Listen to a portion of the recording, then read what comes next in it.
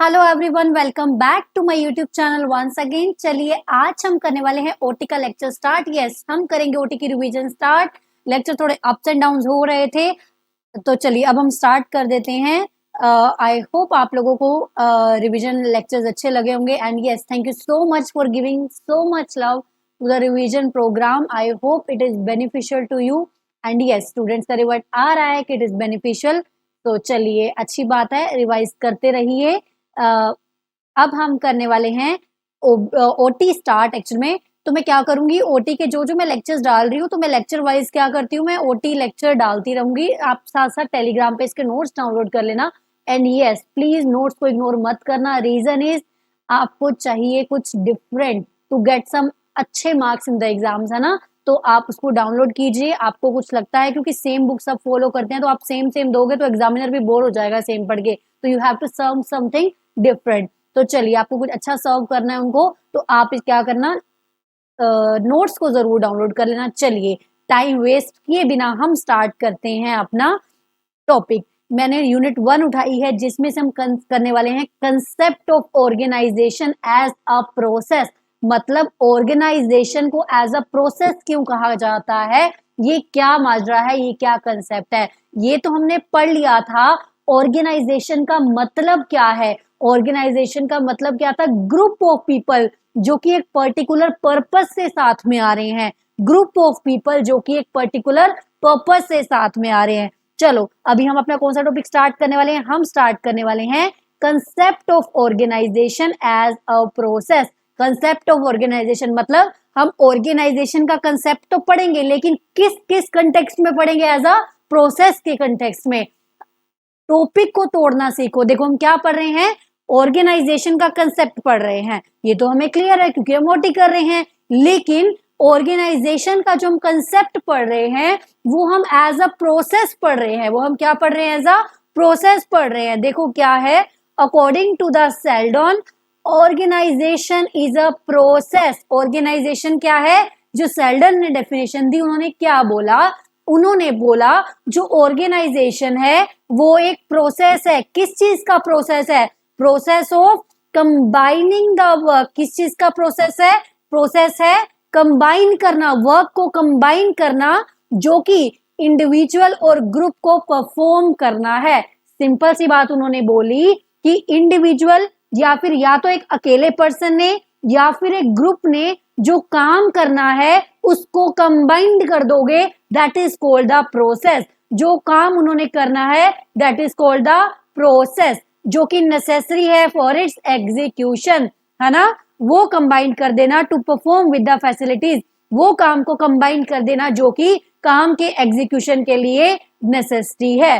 That the duty so perform provide the best channel for the effective systematic and coordinated application of the available effort. देखो फिर से क्या बोल रहा है, उसने पहले क्या बोला, उसने बोला ऑर्गेनाइजेशन इज अ प्रोसेस। इतना क्लियर है, ऑर्गेनाइजेशन क्या है, ये एक प्रोसेस है। किस चीज का प्रोसेस है, कंबाइन करना है हमने इसमें काम को, कंबाइनिंग द वर्क। कौन सा काम कंबाइन करना है, डांस करना है, खाना बनाना नहीं, हमने कंबाइन करना है वो वर्क जो कि एक इंडिविजुअल ने या फिर एक ग्रुप ने परफॉर्म करना है विद द, क्यों परफॉर्म करना है, with the facilities necessary for execution. वो फैसिलिटीज के साथ जो कि हमें जरूरी चाहिए काम करने के लिए, काम को एग्जीक्यूट करने के लिए जरूरी चाहिए। That the duty so perform, अब जो ड्यूटी उन्होंने परफॉर्म की है वो क्या करेगी, वो प्रोवाइड करेगी आपको best channel for the effective systematic application of the efforts. मतलब आपने जो अपने एफर्ट्स लगाए हैं वो उसका बेस्ट इफेक्टिव सिस्टमैटिक वे में आपको प्रोवाइड करेगी, परफॉर्म प्रोवाइड करेगी। दोबारा देखिए, थोड़ा सा ओटी एंड ओबी डिफिकल्ट लगते हैं, इसीलिए मैं पहले ओटी ओबी करवाया, तो अब ओटी करवाना चाह रही हूँ क्योंकि स्टूडेंट्स का ये भी रिवर्ट था मेरे पास कि प्लीज ओटी करवा दीजिए क्योंकि थ्योरी सब्जेक्ट्स मतलब डिफिकल्ट लगता है। तो डोंट वरी, हम करने वाले हैं कंप्लीट। चलो देखो एक बार फिर से देखो, अच्छे से देखना है, ठीक है, माइंड को खुला रख के पढ़ो। ऑर्गेनाइजेशन क्या है, इट इज अ प्रोसेस। किस चीज का प्रोसेस आपको याद होना चाहिए, process of combining the work. Work को कंबाइन करना है, कौन सा काम कंबाइन करना है, जो कि एक इंडिविजुअल या फिर एक ग्रुप ने परफॉर्म करना है, जो कि एक इंडिविजुअल या ग्रुप ने परफॉर्म करना है with the facilities necessary for its execution, उन फैसिलिटीज को भी कंबाइन करना है जो कि काम को एग्जीक्यूट करने के लिए नेसेसरी है। एक बात बताओ, मुझे एक पैकेट सोक्स का मैन्युफैक्चर करना है, एक पैकेट सोक्स अगर मुझे मैन्युफैक्चर करनी है तो मुझे मशीन चाहिए, थ्रेड चाहिए, वो फैसिलिटीज को भी कंबाइन करो जो कि आपको काम को एग्जीक्यूट करने में हेल्प कर रहे हैं। That the duty so perform, जो कि आपने परफॉर्म की है ड्यूटी, वो आपको प्रोवाइड करेगा best channel for the effective systematic and coordinated application of the available efforts. I hope आपको समझ में आ गया होगा। चलिए इसके बाद क्या है, इसके बाद है definition according to the Davis. Davis क्या बोलते हैं, organisation is a group of people. Organisation क्या है, it is a group of people who are cooperating under the direction of leadership. हमने ओबी में पढ़ा था, एक लीडर होगा वो सबको डायरेक्ट करेगा, है ना। तो ग्रुप ऑफ पीपल क्या कर रहे हैं, आपस में कोऑपरेट कर रहे हैं under the direction of leadership. जो लीडरशिप उनको लीडर जो उनको डायरेक्शन दे रहा है उसकी लीडरशिप में वो काम को एक दूसरे को कोऑपरेट करें। क्यों कर रहे हैं, ताकि जो कॉमन गोल है उनका वो अकम्प्लिश हो सके, ताकि जो कॉमन गोल है उनका वो अकम्प्लिश हो सके। उसके बाद आता है प्रोसेस क्या है, काम को जब हमने ऑर्गेनाइज करना है उसके प्रोसेस में से आप कौन कौन से पॉइंट छांट सकते हो एंड ये बोल सकते हो कि these are the different step. ये एक प्रोसेस है जो कि आपको कंप्लीट करना पड़ेगा ऑर्गेनाइजिंग के लिए, जो कि आपको कंप्लीट करना पड़ेगा किसके लिए, ऑर्गेनाइजिंग के लिए। सबसे पहले आता है, अगर आपको ऑर्गेनाइजिंग की प्रोसेस देखनी है, प्रोसेस फॉलो करनी है, तो सबसे पहले आपको क्या करना है, ऑब्जेक्टिव को डिटरमिन करना है। ऑब्जेक्टिव को डिटरमाइन करना है। देखो the first step in the organising process, एक बात बताओ, आप कुछ भी काम करना चाहते हो, आपने क्या करना है, आपने कुछ स्टडी करना है, आपके पास ऑब्जेक्टिव ही नहीं है कि आपने यूपीएससी देना है, तो आप कहां से प्लान कर पाओगे स्टडी, आपके पास कोई ऑब्जेक्टिव होना चाहिए ना। तो फर्स्ट स्टेप हमारा क्या होगा, ऑर्गेनाइजिंग द प्रोसेस में क्या होगा, और डिटरमाइन करो कि आपके गोल्स क्या हैं, आपके ऑब्जेक्टिव क्या हैं। क्या डिटरमाइन करो, सबसे पहले आपके गोल्स क्या हैं, आपके ऑब्जेक्टिव क्या है। To state clear terms what are the objective, clearly इसको स्टेट कर दो, yes I want to clear the UPSC, I want the selection in the IAS. ठीक है, तो आपने ऑब्जेक्टिव को क्लियर कर दो, फिर आप नेक्स्ट स्टेप पे जाओगे। अब आपको पता है आपने यूपीएससी देना है, तो आप डिटरमाइन करोगे यूपीएससी के लिए मुझे क्या क्या एक्टिविटीज परफॉर्म करने की जरूरत है, मुझे क्या क्या काम करने की जरूरत है, मुझे क्या क्या पढ़ने की जरूरत है। आप सिलेबस कलेक्ट करोगे, आप क्या करोगे, डिटरमाइन करोगे अपनी एक्टिविटीज को। Manager prepare and analyse the activity needed to accomplish the objective in the second step. सबसे पहले आपने अपने माइंड में गोल बनाया, गोल के बाद अब बैठे थोड़ा रहोगे आप, कुछ तो आपको देखना पड़ेगा ना, लिखोगे मुझे जीएस पढ़ना है, मुझे क्या क्या पढ़ना है, अपना सिलेबस नोट डाउन करोगे, कुछ एक्टिविटीज देखोगे, तो that is called the determining the activities. There may be specific activities, देखो स्पेसिफिक एक्टिविटीज भी हो सकती है। मैं आपको प्रॉपर इंडस्ट्री का एग्जांपल देती हूँ। हर कंपनी अलग अलग ढंग से काम करती है। हो सकता है एक आइसक्रीम बनाने वाली इंडस्ट्री क्या करती हो, एक ही डिपार्टमेंट को बोलती हो कि आपने बनानी भी है, पैक ही करनी है, लेकिन हो सकता है कोई और जो आइसक्रीम बनाने वाली कंपनी है उसने डिपार्टमेंट बनाए हुए हैं कि एक डिपार्टमेंट आइसक्रीम को बनाएगा, दूसरा डिपार्टमेंट आइसक्रीम को पैक करेगा।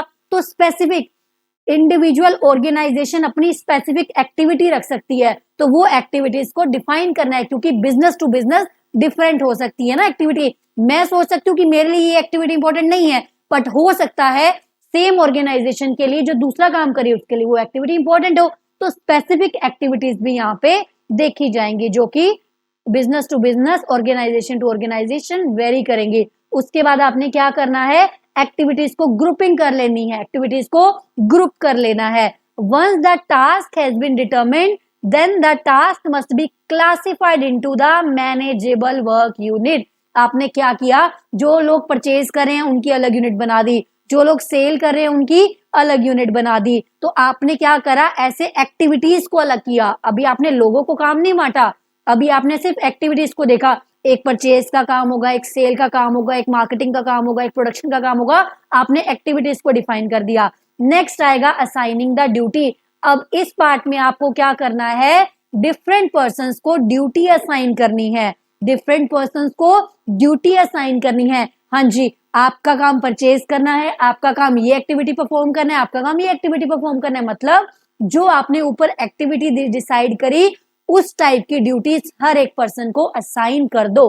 Once the grouping of the activity is done, एक बार आपने ग्रुपिंग कर ली, फिर आप क्या करोगे, it is assigned to the various person suitable to that activity. आपको पता है जिस पर्सन के सप्लायर के साथ लिंक अच्छे हैं उसको आप क्या काम दोगे, उसको आप परचेजिंग का काम दोगे। आपको पता है कोई पर्सन है वो बहुत सफाई से काम करता है, उसको आप मैन्युफैक्चरिंग का काम दोगे।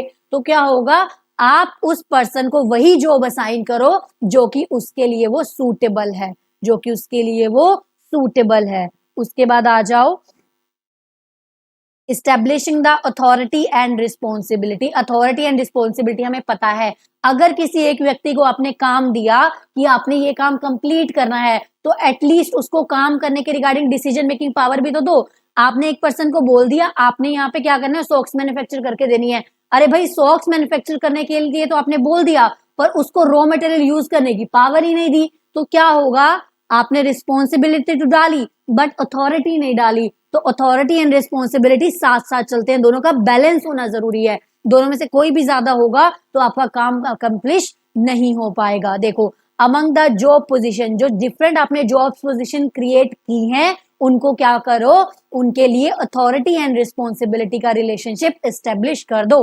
लास्ट आता है coordination control of the activities. जो एक्टिविटी आपने परफॉर्म की है उनको क्या करो, सुपरवाइज करके कंट्रोल करो, आपस में कोऑर्डिनेट करो, चेक करो कि क्या कहीं पे कंफ्लिक्ट तो नहीं हो रहा डिफरेंट डिपार्टमेंट्स के बीच में, है ना। तो कोऑर्डिनेशन बहुत ज्यादा जरूरी है। हमने क्या पढ़ा, हमने पढ़ा ऑर्गेनाइजेशन का कंसेप्ट, ऑर्गेनाइजेशन का कंसेप्ट एज अ प्रोसेस पढ़ा। ऑर्गेनाइजेशन का कंसेप्ट क्या पढ़ा, एज अ प्रोसेस पढ़ा हमने। ठीक है, आई होप आपको समझ में आया होगा।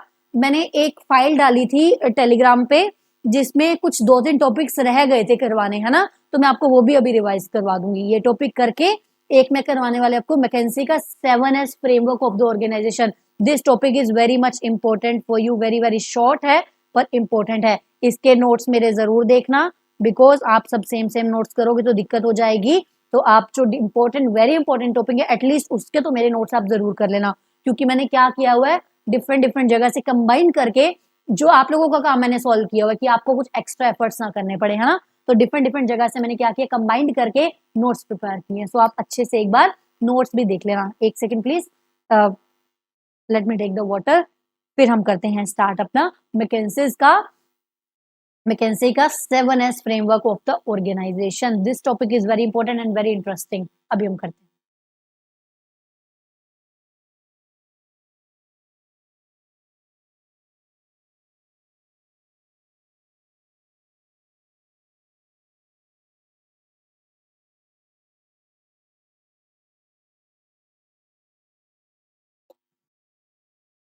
कहाँ कहाँ से हो आप लोग, ये भी मुझे जरूर बताना। कैसा है वेदर आपके यहाँ पे? यहाँ तो बहुत ठंड है नॉर्थ में, in Haryana. I am from Haryana, जिनको नहीं पता है, बहुत ठंडा है यहाँ तो। चलिए, अब हम करने वाले हैं मैकेंसी का 7S framework of the organisation. चलिए,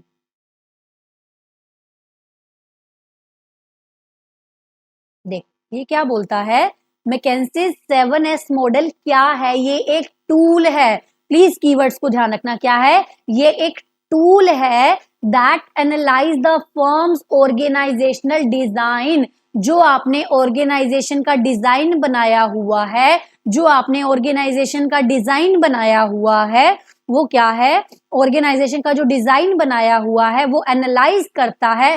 सॉरी, जो मैकेंसी का मॉडल है ये क्या है, ये एक टूल है। किस चीज का टूल है, क्या टूल है, हथौड़ा मारने वाला टूल है? नहीं, ये एक ऐसा टूल है जो एनालाइज करता है। क्या करता है, एनालाइज करता है। किसको एनालाइज करता है, जो बाहर लोग खेल रहे होते हैं पार्क में उन बच्चों को एनालाइज करता है? नहीं, ये एनालाइज करता है ऑर्गेनाइजेशन के डिजाइन को। किस चीज को एनालाइज करता है, ऑर्गेनाइजेशन को, डिजाइन को। सबसे पहली बात मैंने क्या बोली, क्या है, ये एक टूल है। सेकंड बात, ये टूल क्या करता है, एनालाइज करता है। किस चीज को एनालाइज करता है, ऑर्गेनाइजेशन के डिजाइन को एनालाइज करता है। कैसे एनालाइज करता है, ये एनालाइज करता है बाय लुकिंग एट द 7 की internal element. 7 keys internal element को देख के ये एनालाइज करता है। हमने क्या देखा, ऑर्गेनाइजेशन जो 7S मॉडल है मैकेंजी का, वो क्या है, वो एक टूल है। टूल है हथौड़ा मारने वाला टूल है? नहीं, ये ऐसा टूल है जो एनालाइज करेगा किसको, गली के बच्चों को? नहीं, ये एनालाइज करेगा ऑर्गेनाइजेशन के डिजाइन को। क्या करेगा, ऑर्गेनाइजेशन के डिजाइन को एनालाइज करेगा। कैसे एनालाइज करेगा, अब ये एनालाइज करेगा 7 की एलिमेंट्स हम पढ़ेंगे, उनको उठा उठा के ये एनालाइज करेगा ऑर्गेनाइजेशन के डिजाइन को। किसको एनालाइज करेगा, ऑर्गेनाइजेशन के डिजाइन को एनालाइज करेगा। It was developed in 1980s। ये कब डेवलप हुआ था, ये 1980s में डेवलप हुआ था by McKinsey consultant Tom Peters, Robert Waterman and the Julian Phillips को इन्होंने मिलके डिजाइन किया था। इतने कुछ नाम इनके इंपॉर्टेंट नहीं है। इन्होंने क्या किया था, इट sought टू प्रेजेंट, इन्होंने क्या किया था, it sought to present and emphasis, किस पे एम्फेसाइज किया था, on human resources rather than traditional resources. सबसे पहले हम क्या करते थे, हम सिर्फ ध्यान देते थे किस पे, हम सिर्फ ध्यान देते थे capital, money, machinery, plant and machinery, debtors, जो ये वाली चीजें होती है ना, इन वाली चीजों पे हम ध्यान देते थे। तो इसमें क्या किया, 7S फ्रेमवर्क में ह्यूमन रिसोर्सेज पे भी बहुत ज्यादा फोकस किया गया। ह्यूमन रिसोर्सेज मतलब, ह्यूमन रिसोर्सेज को यहाँ पे टर्म दी गई है सॉफ्ट एस। क्या टर्म दी गई है, सॉफ्ट एस पे भी बहुत ज्यादा ध्यान दिया गया। क्या पढ़ा हमने, मैकेंजी का 7S जो फ्रेमवर्क है वो एक टूल है। मैकेंजी का जो 7S फ्रेमवर्क है वो क्या है, एक टूल है। वो टूल किस काम आता है, हथौड़ा मारने के काम आता है? नहीं, वो एनालाइज करने के काम आता है। वो किसको एनालाइज करता है, गली के बच्चों को? नहीं, वो एनालाइज करता है एक ऑर्गेनाइजेशन के डिजाइन को। कैसे एनालाइज करता है भाई, वो ऐसे क्वेश्चन मार्क करोगे माइंड में तो लर्न हो जाएगा। कैसे एनालाइज करता है वो 7 की इंटरनल एलिमेंट को चूज करके फिर एनालाइज करता है। और एक ये इंपॉर्टेंट आप लाइन लिख सकते हो यहाँ पे ह्यूमन रिसोर्सेज पे भी बहुत फोकस किया गया रादर देन ट्रेडिशनल प्रोडक्शन पे। ट्रेडिशनली क्या होता था, कैपिटल ले ली, प्लांट एंड मशीनरी ले ली, लोन ले लिया, इन सब चीजों पे ध्यान देते, ह्यूमंस को ज्यादा कंसिडर नहीं किया जाता। तो यहाँ पे क्या किया गया है, ह्यूमंस को अच्छे से कंसिडर किया गया है। यहाँ पे ह्यूमंस को अच्छे से कंसिडर किया गया है। चलिए अब हम देखते हैं कौन कौन से इसके एलिमेंट हैं। चलो सबसे पहले देखो क्या रहा है, कंप्लीट इसको पढ़ लेते हैं। मैकेंजी का जो मॉडल है वो क्या रिप्रेजेंट करता है, कनेक्शन बताता है। मैकेंजी का जो मॉडल है क्या बताता है, कनेक्शन बताता है। किसमें, बिटवीन द 7 एरियाज। 7 एरियाज को हम पढ़ेंगे और उसको डिवाइड कर देता है। कनेक्शन बताता है और 7 एरियाज जो हमने 7 एलिमेंट पढ़ने हैं उनको डिवाइड कर देता है। किसमें, एक सॉफ्ट एस में, एक हार्ड एस में। सॉफ्ट एस क्या हो गया, जो ह्यूमन से रिलेटेड है, जो ह्यूमन स्किल्स हो गई। और हार्ड एस क्या हो गया, जो पुराने ट्रेडिशनल कैपिटल वगैरह चलती है। The shape of the model, shape of the model अभी हम आगे पढ़ेंगे, वो बताता है कि आपस में ये सब चीजें क्या है, इंटरकनेक्टेड हैं। आपस में ये सब चीजें क्या है, इंटरकनेक्टेड हैं। सबसे पहले हम पढ़ेंगे 3 हार्ड एस एलिमेंट्स कौन कौन से हैं। 7S हमने पढ़ने हैं ना, तो हार्ड में कितने आ गए, 3 आ गए हार्ड में। तो सॉफ्ट में कितने आ जाएंगे, balancing figure is the soft one. ठीक है, तो अभी हम क्या पढ़ रहे हैं, 3 हार्ड वन कौन कौन से हैं। सबसे पहला आता है स्ट्रेटजी। सबसे पहला क्या आता है, स्ट्रेटजी। स्ट्रेटजी क्या है, आप एक बात बताओ, आपने कुछ एग्जाम देना है तो आप स्ट्रेटजी बनाते हो। स्ट्रेटजी का मतलब क्या है, आप प्लान आउट कर रहे हो कोई चीज। सेम एज स्ट्रेटजी क्या है, एक प्लान है। स्ट्रेटजी क्या है, एक प्लान है। जो कौन डेवलप कर रहा है, डेवलप्ड बाय द फर्म। कौन डेवलप कर रहा है, developed by the firm to achieve the sustained competitiveness. Simple सी बात है, हम स्ट्रेटजी इसलिए बनाते हैं ताकि हम अपने कंपिटिटर्स के कंपैरिजन में एक सस्टेन्ड एडवांटेज ले सके। सस्टेन्ड का मतलब लॉन्ग टर्म एडवांटेज ले सके। कॉम्पिटिटिव एडवांटेज मतलब मैं उसके मुकाबले ज्यादा बेहतर कैसे बनूं, स्ट्रेटजी। ठीक है, सक्सेसफुली, ताकि आप मार्केट में सक्सेसफुली कंपीट कर पाओ। दोबारा से देखो, स्ट्रेटजी क्या है, strategy is a plan. Strategy एक प्लान है जो कि फर्म डेवलप करती है। क्यों डेवलप करती है, खाना खाने के लिए कुछ हम प्लान बना रहे हैं, नहीं। वो स्ट्रेटजी क्यों डेवलप की जाती है, ताकि आप अपने कंपिटिटर के मुकाबले मार्केट में सक्सेसफुली सस्टेन कर पाओ, कंपिटिटिव एज ले पाओ इन जर्नल साइंस। वो क्या कह रहा है, जर्नल साइंस में अगर हमने स्ट्रेटजी को पढ़ा तो हम ये कहते हैं कि एक स्ट्रेटजी हमने क्या किया, क्लियर कट प्लान बता दिया, क्लियर कट प्लान बता दिया एंड उसको सर्कुलेट कर लिया। मेरी स्ट्रेटजी है, मुझे यूपीएससी क्लियर करना है, तुमने पहले जीएस पढ़ना है, ये करना है, वो करना है, ये करना है, वो करना है, सब करने हैं। पेपर 1 तुमने इतना अच्छा तैयार कर लिया आप लोगों ने कि भाई साहब पेपर 1 तो हम कर देंगे पार। जीएस का पेपर 2 आपने पढ़ा नहीं, आपने देखा ही नहीं कि आपने कुछ भी नहीं देखा। मान लो एस्से वाला पेपर आपने चेक ही नहीं करा कैसे एस्से राइटिंग करनी है, आपको पता ही नहीं है, तो क्या होगा, आपने क्या करा, आपने क्या करा, सारी चीजों का जो अलाइनमेंट जरूरी था वो आपने किया नहीं। तो इन जर्नल साइंस अगर हम पढ़ते हैं तो क्या होता है, स्ट्रेटजी ऐसे साउंड करती है, एनीथिंग, एक ऐसी चीज जो आपने सबको सर्कुलेट कर दी और आपको बोल दिया कि आपको लॉन्ग टर्म एडवांटेज दिलाएगी। बट हम इसमें ये बताना बहुत मुश्किल हो जाता है, क्या ये आपस में अलाइन है, चीजें आपस में कनेक्ट होना जरूरी है ना, इंटरकनेक्टेड है। पेपर 2 का जो सब्जेक्ट मैटर है वो पेपर 1 में आ जाता है, पेपर 1 का सब्जेक्ट मैटर पेपर 2 में आ जाएगा, तो चीजों को इंटरकनेक्टेड करना बहुत जरूरी है। तो जब हम जर्नल स्ट्रेटजी की बात करते हैं तो ये बताना बहुत मुश्किल हो जाता है। इन 7S मॉडल उसका पर्पज ये नहीं है कि ग्रेट स्ट्रेटजी बना दो रख दो, नहीं, इसका पर्पज ये है कि जो बाकी सारे एलिमेंट्स है, मतलब जो 7S7 के 7 एलिमेंट्स हैं, सबको आपस में अलाइनमेंट में लेके आना है, सब एक दूसरे से वेल कनेक्टेड हैं, सब एक दूसरे से अलाइंड चल रहे हैं। ये होता है स्ट्रेटेजी का पर्पस। आई नो आपको कुछ तो इसमें नया मिला होगा। अगर अच्छा लगता है तो वीडियो को लाइक करना मत भूलना, वीडियो देखते हो तो लाइक भी करो। रीजन बिहाइंड दिस इज, अगर आप करते हो ना लाइक, तो एल्गोरिथमिक ऐसा ही है कि मैनी स्टूडेंट्स तक ये वीडियो पहुंच पाएगा।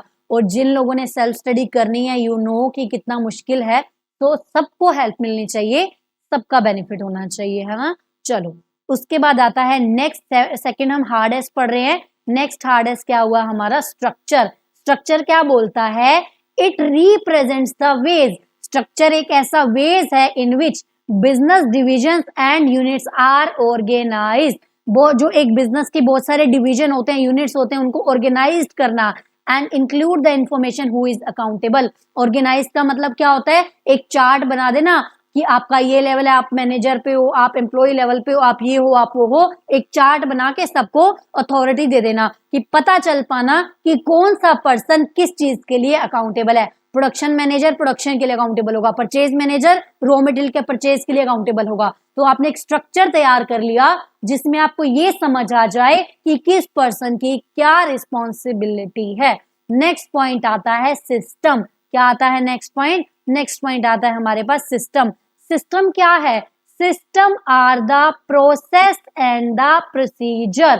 सिस्टम क्या है, system are the process and the procedure of the company. आप कहते हो ना इसकी कंपनी का सिस्टम बड़ा अच्छा है यार, सिस्टम का मतलब क्या, मतलब उन्होंने जो प्रोसेस बनाया हुआ है, उन्होंने जो प्रोसीजर बनाया हुआ है, which reveal the business daily activity. आप किसी कंपनी में जाते हो, आपको लगता है अरे भाई ये तो बहुत अच्छे से बिहेव कर रहे हैं, बहुत अच्छे से चल रहे हैं, आप आगे कहते हो बड़ा सही सिस्टम सेट किया हुआ इन्होंने।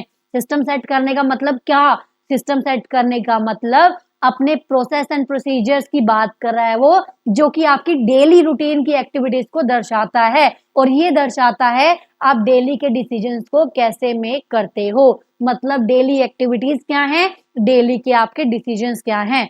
It is that area of the firm, ये फर्म का वो एरिया है विच फोकसेस, जो किस चीज पे फोकस करता है, बिजनेस को कैसे कंडक्ट किया जाए, and it should be the main focus of the manager. Manager का काम ही यही है चीजों को मैनेज करना, तो सिस्टम इनके लिए बहुत इंपॉर्टेंट चीज हो जाएगी। तो क्या बोल रहा है वो, it is the that area of the firm which focuses on how business is conducted, how business is conducted. ये हो गई 3 हमारी हार्ड स्किल। नेक्स्ट हम आते हैं 4 सॉफ्ट स्किल्स पर। सॉफ्ट स्किल पे आते हैं, चलो नेक्स्ट 4 सॉफ्ट स्किल। सबसे पहली सॉफ्ट स्किल क्या है, स्किल्स ही हमारी सॉफ्ट स्किल है। स्किल्स का मतलब कला, आपके अंदर कितनी वो कला है। स्किल्स आर द एबिलिटीज, क्या है, एबिलिटी, किसी की क्षमता। स्किल्स क्या है, abilities that firm employees perform the well. हम कहते हैं ना इसके अंदर स्किल्स बहुत अच्छे हैं, इसके डांसिंग स्किल्स बहुत अच्छी हैं, इसके सिंगिंग स्किल्स बहुत अच्छी हैं। अब इन दोनों को इंटरचेंज कर दो। क्या डांस वाला जरूरी है सिंगिंग अच्छा कर पाए? क्या सिंगिंग वाला जरूरी है डांस भी अच्छा कर पाए? नहीं। तो हर एक की अपनी स्किल्स हैं। तो स्किल्स का मतलब क्या हुआ? एबिलिटीज हुई। एबिलिटी क्या? Firm employ perform well. It also includes capabilities and the competencies, कि किसकी क्या कैपेबिलिटीज हैं, किसकी क्या कॉम्पिटेंसीज हैं। नेक्स्ट आता है स्टाफ। स्टाफ का मतलब क्या है? Staff is concerned with the type of the how many employees on organisation will be needed. Staff का मतलब क्या है? जो लोग जिनके अंदर स्किल्स हैं, हमें कितने पर्सन कौन से स्किल्स वाले हायर करने हैं, क्या उनमें स्किल्स होनी चाहिए, how they will be recruited, उनकी रिक्रूटमेंट कैसे होगी, कौन इंटरव्यू लेगा, कैसा इंटरव्यू होगा, कितने राउंड होंगे, उनको ट्रेनिंग कैसे दी जाएगी, उनको मोटिवेट कैसे रखा जाएगा ताकि वो लॉन्ग टर्म में अच्छा परफॉर्म कर पाए, एंड उनको रिवॉर्ड कैसे दिया जाएगा, किसी ने बहुत अच्छा परफॉर्म किया तो उसको कैसे रिवॉर्ड दिया जाएगा। तो स्टाफ का मतलब हो गया ये। नेक्स्ट आता है हमारे पास स्टाइल। क्या आता है? स्टाइल। स्टाइल का मतलब क्या है? स्टाइल का मतलब क्या है? Style represents the way company is managed by top level management. Management किस स्टाइल से कंपनी को मैनेज कर रहा है। वर्ड्स को ध्यान रखना, लाइन को ध्यान रखना। मैनेजमेंट किस स्टाइल से कंपनी को मैनेज कर रहा है। Style represents the way, style represents the way company is managed by the top level manager। Style ये बताता है कंपनी जो टॉप लेवल मैनेजर्स कैसे उनको मैनेज कर रहा है, वो कैसे इंटरैक्ट कर रहे हैं, कैसे आपस में कोऑर्डिनेशन बिठाकर चल रहे हैं, है ना। What actions do they take and their symbolic value क्या क्या है, मतलब वो कैसे कर रहा है, क्या क्या उनकी सिंबॉलिक वैल्यू है।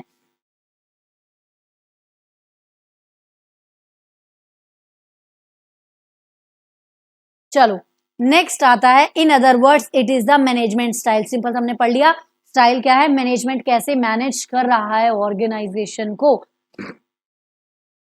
चलो नेक्स्ट लास्ट वन है शेयर्ड वैल्यू। लास्ट वन क्या है? शेयर्ड वैल्यू क्या है?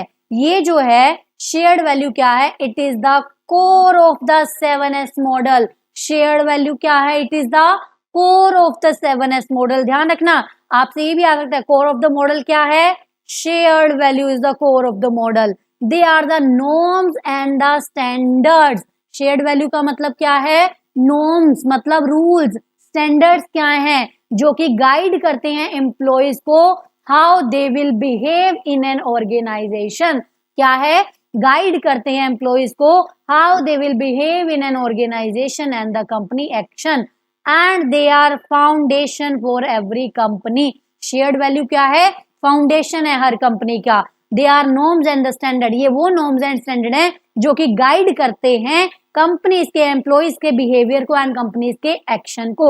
दे are also called the superordinate goals. हम इनको क्या बोलते हैं? हम इनको सुपर ऑर्डिनेट गोल्स भी बोलते हैं। हम इनको सुपर ऑर्डिनेट गोल्स भी बोलते हैं। यहाँ पर फिनिश हुए हमारे 2 टॉपिक्स। एक टॉपिक में आपको और करा देती हूँ, जो लास्ट वाले जो मैंने पीडीएफ ऑलरेडी अपलोड की है ना, मैं उसमें से ले रही हूँ एक टॉपिक। ठीक है, उसमें से मैं क्या ले रही हूँ, एक टॉपिक देखती हूँ कौन सा रह गया, फीचर्स ले लेती हूँ मैं फटाफट से।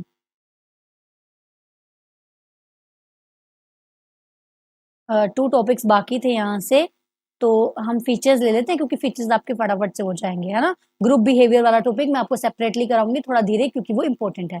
चलो, है ना। फीचर्स आपके फटाफट से हो जाएंगे। एक ऑर्गेनाइजेशन के क्या क्या फीचर्स हैं, एक ऑर्गेनाइजेशन के क्या क्या फीचर्स हैं।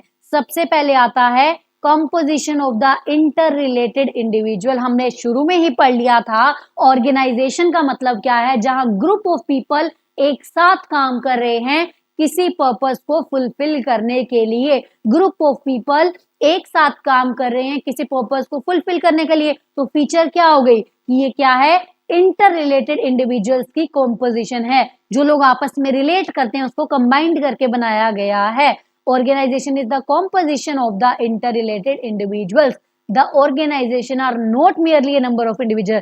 सिर्फ यही नहीं करना कितने नंबर ऑफ इंडिविजुअल्स हैं, एट रैंडम नहीं करना, हमने देखना है किस जगह पे कैसे टाइप के लोगों की नीड है और उसको कंबाइंड करना। नेक्स्ट क्या आता है? Deliberate and conscious creation of the recreation. एक बात बताओ, क्या आप ऐसे कोई भी आ जाता है गली मोहल्ले की तरह, आप किसी को भी रख लोगे?